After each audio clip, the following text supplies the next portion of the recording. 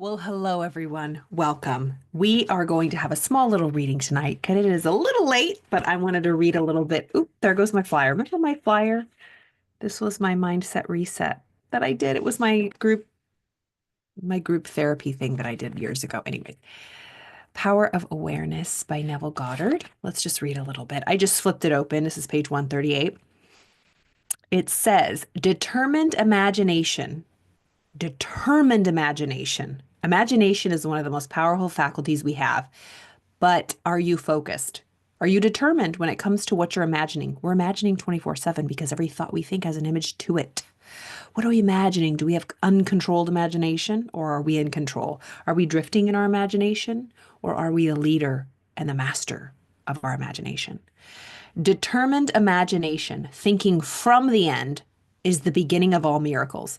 This page right here, now that I'm looking at it, in Bob Proctor's masterclass, or in his inner circle, rather, anytime we studied what he studied, he would have us print this out, just one page, just one paragraph, and he would read it over and over. I could still hear him in my head. Determined imagination, thinking from the end, is the beginning of all miracles. Thinking from the end, putting in your mind, in your imagination, at the end of where you desire to be, thinking from there, not thinking of there. Thinking from the end is the beginning of all miracles. I would like to give you an immense belief in miracles, but a miracle is only the name given by those who have no knowledge of the power and function of imagination to the works of imagination. Okay, let me read that again. I would like to give you an immense belief in miracles, but a miracle is only the name given by those who have no knowledge of the power and function of imagination to the works of imagination. Imagining oneself into the feeling of the wish fulfilled is the means by which a new state is entered. That is one of the most important sentences when it comes to shifting your reality. There's no other way to say it. Imagining oneself into the feeling. So thinking of oneself, imagining, thinking. Imagination is just thoughts with pictures. I mean, every thought we have comes with an image. It happens so fast, we're not consciously aware. But if I were to say, think about this, think about that, think about your refrigerator, think about your car, you would see them in your mind. Think about your best friend, think about your pet, think about the ocean. Like you would see an image flashing, whatever comes up for you. Imagining oneself, so putting yourself in a state, imagining yourself in the state, imagining yourself into the feeling, because as we think and we imagine, we start to feel something, good or bad. Many of us are imagining worst case scenarios and it's working us up into anxiety, stress, worry, fear, right? We are a victim to our imagination. We're not controlled. It's uncontrolled imagination. If somebody's 5 minutes late, we think of them dead in a ditch. We have a little marking on our skin. Oh my gosh, it's a disease. We imagine the worst case scenario. We think about it on our own and picture images and play a whole scene out when nothing's happened yet. We could very well play the scene in the other direction of everything working out for us. Imagining oneself into the feeling of the wish fulfilled is the means by which a new state is entered. So think about the state you desire, the place you want to be, the destination, the life you want, your goal. Imagining yourself there and feeling it. So imagining yourself into the feeling of your wish fulfilled, the place already done, being there, is what shifts your state. This gives the state the quality of isness. Hermes tells us that which is manifested. That which is manifested. That which has been or shall be is unmanifested, but not dead. For soul, the eternal activity of God, animates all things. Let's read that again. That which is is manifested. This book it's manifested into physical form. That which is manifested. That which has been, something that's happened in the past, or something that shall be, something that's going to happen in the future, is unmanifested. It's either not here anymore, it's past, or it hasn't arrived yet. It's a potentiality. That which has been or shall be is unmanifested, but not dead. For the soul, the eternal activity of God animates all things. So our soul keeps it alive. I mean, think about how many times you could get emotionally involved in things from the past that aren't physically. For example, I work with a lot of clients who've had ex-partners, parents who are past, they're not even here anymore, who they experienced pain with, or even happiness and love with. But it lives forever in them, for the good or the bad. And it's not because it's not dead. We give it life through our imagination is what gives it life.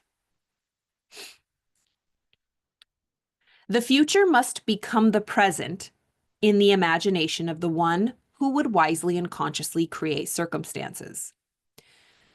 The future, what I want, the future must become the present in my imagination. So I will think about what I want in the future. And in my imagination, I will bring it right here, right now. The future must become the present in the imagination of the one who would wisely and consciously create their circumstances. I was listening to a video from Dr. Joe Dispenza. I listened to it in the morning. It's so good. It's like a 13-minute video. And he says, oh God, it's going to pop up like toast. I just flew out of my mind. Oh, how do you predict the future? You create it. How do you predict the future? Create it through your imagination. That's what Neville Goddard says. That's literally the whole, law of assumption, living from the wish fulfilled.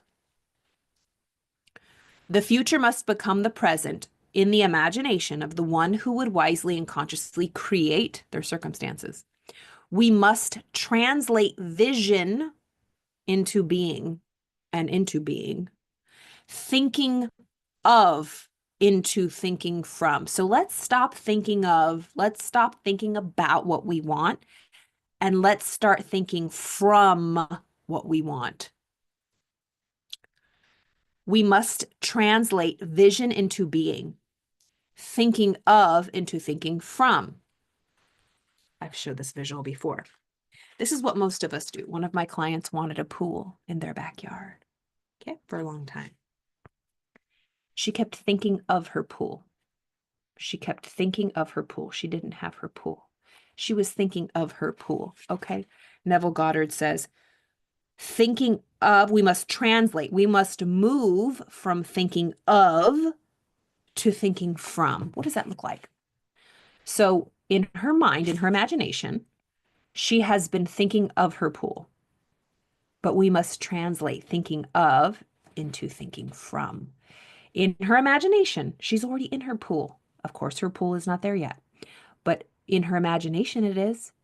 Thinking from her pool, she's already floating in that pool. She could feel the cool water, the sun, hearing the water lapping, the splashing, the water on her skin, the smell of the water, the pool. Thinking from her pool in her imagination. Why do we think of what we want? How about we think from what we want? I used to use as examples like,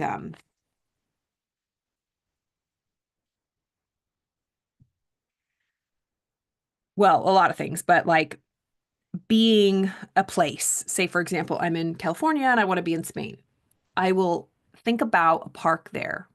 I can even look up on Google Maps. I've never been there, but I look at a park bench and I will sit there. I will feel what it would feel like to sit on that park bench. I will look up and see the trees. I will look out and see all of the views. This is all happening in my mind, rehearsing it in my imagination. This is so mental rehearsal, using our imagination. Our imagination is the creative faculty. It's what builds our life. We're doing it 24/7, whether we know it or not. Either we're in control or we're not. We're a victim to it. So let's think from what we want instead of thinking of what we want. Imagination must center itself in some state and view the world from that state. Again, imagination must center itself in some state and view the world from that state. When you visualize, say you visualize receiving an award, don't watch yourself on stage. You are first person player. You watch your feet walking up. You see your hands. You can't see yourself because you are there. You step up, you walk, you see your hand reach out, you grab the award, you see all the people, you see the lights in your face. Don't watch it as a scene as like watching yourself, it happened to you. You are in it. It is happening first person, right? Like VR goggles. Imagination must center itself in some state and view the world from that state. Don't think of winning the award. Think from winning the award. Thinking from the end is an intense perception of the world of fulfilled desire. Thinking from the state desired is creative living. Ignorance of this ability to think from the end is bondage. It is the root of all bondage with which man is bound. To passively surrender to the evidence of the senses. Ooh, this is so good. To passively surrender to the evidence of the senses underestimates the capacity of the inner self. To passively surrender. So just to passively surrender to my five physical senses, what I see, hear, smell, taste, touch. But Carla, don't be stupid. Don't you see what's going on? I don't have it. Look at my bank account. You are allowing your five physical senses that are receiving the information, the receipt of what you've been having going on in here, what you've been creating. By you looking at, through your five physical senses, the data, the history of how you've been, the results, the fruits, that will not create, that will just reinforce what you've already created. And that's what most people do. We passively surrender to the evidence of the senses. That's why we have to close our eyeballs, because these aren't creative. This is creative. The eye of imagination is the creator, not the physical eyeballs of our animal bodies. So are you living from history or the future? Like, this is the creative faculty, imagination. Whatever you think about and envision is what you're going to end up seeing with your physical eyeballs. That's how it happens. You know, look up Google Scholar and Google Scholar in the Scholar bar. There are vetted like medical journals, scientific journals about the power of visualization. And Dr. Joe Dispenza has a lot of really good material on that. Joseph Murphy, Huberman, the Huberman Lab.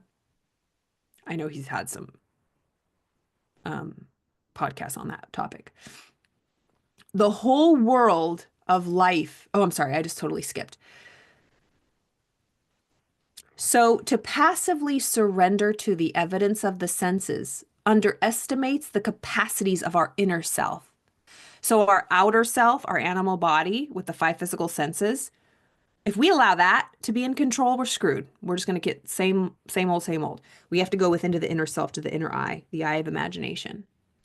Once man accepts thinking from the end as a creative principle in which he can cooperate, then he is redeemed from the absurdity of ever attempting to achieve his objective by merely thinking of it. That's why a lot of people, myself included, right? We are addicted to our five physical senses because it's right in front of our face. It takes no energy, effort, attention, or focus. Any ding dong can see what's going on out here, right? That takes no faith. You know, they say walk by faith, not by sight. We all walk by sight, okay, unless we activate that faith. A lot of us, you know, if you're watching this, I mean, I definitely activate my faith more so every day. It's a muscle. But I love, that was just a couple paragraphs, you know, let's stop thinking of just looking at the evidence, our five physical senses, keeping us in bondage. Let's start thinking from our inner eye, the eye of imagination, to create, to cooperate, to co-create. through our imagination. What do you want? Picture it, envision it, think from it. What does it smell like? Maybe you get some essential oils, get some flowers. Maybe you don't have the money right now to travel to wherever you want, but what kind of things are there? Maybe you could go to a cafe or have that certain type of food and just close your eyes and imagine you're there. What did I just imagine the other day? I don't know what I was doing, but I was like, oh my God, it feels like I'm somewhere else. And I was like, I could just close my eyes right now and imagine. And I did it for a couple seconds. It was fun. Like I'm totally in a different place in the world.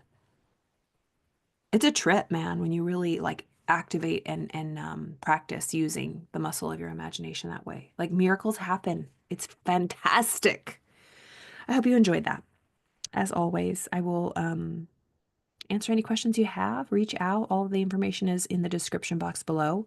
We will continue Elsie Lincoln Benedict, our epic playlist. We are almost done, y'all. I think we just have, I'm looking at the book right now. We probably have about 4 more videos left. Well, I think we'll end at 90.